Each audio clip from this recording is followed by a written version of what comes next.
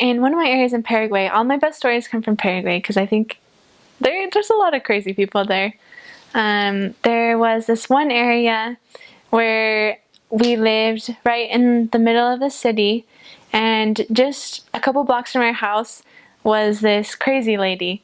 They said that when she was younger, she used to carry sopa, which is a traditional like cornbread dish, and she would bake it in an oven, and then she would carry on her head this burning hot pan, and they said it fried her brains. I don't know if I believe them, but they said she was crazy. And so there was this one time we were walking down that street where she lived because there's a member there, and we were talking to the member, and as we left, the member said, "Oh, by the way, the crazy lady is out and she's hitting people." And we were like, "Oh my gosh, the crazy lady's gonna hit us." And so we tried to sneak out of this lady's house and not be seen by the crazy lady.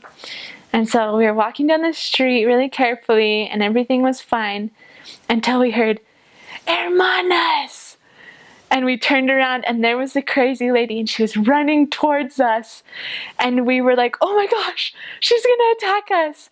And so we started running for our lives, but we got backed up against a wall. And so me and my companion were there, and we're like, "Oh my gosh, the crazy lady." And it's this old lady, but for some reason she could just run like nothing else. And she came right up to us, right up to our faces. And she said, "Give me a pamphlet." And I don't think I've ever opened my bag so fast. I was just, "Here you go."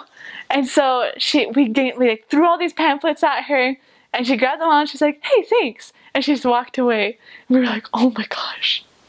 So that was the crazy lady story that I have. We didn't end up getting hurt, which was great.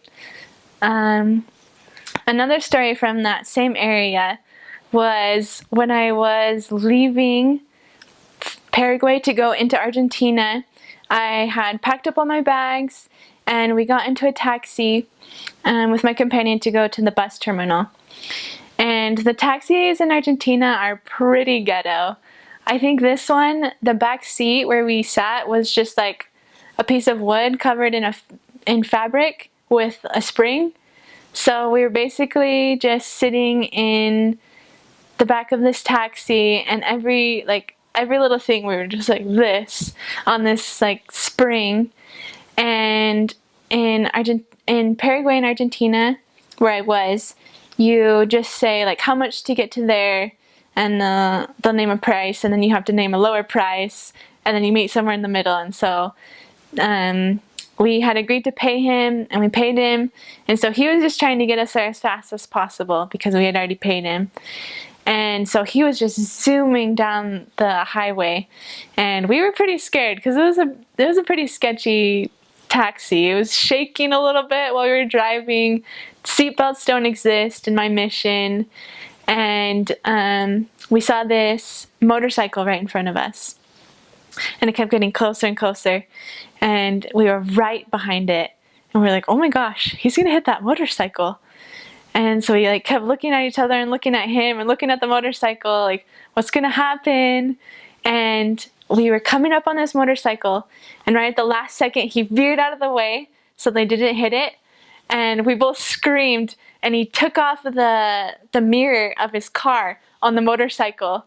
And so it just went flying off, and we heard like stuff behind us. We don't know what happened to the motorcycle, and we were both screaming like, "Oh my gosh, he just hit that motorcycle." And the guy he looks at, and he sees that it's gone, his mirror, and he just keeps going. We're like, "Oh my gosh, gonna die."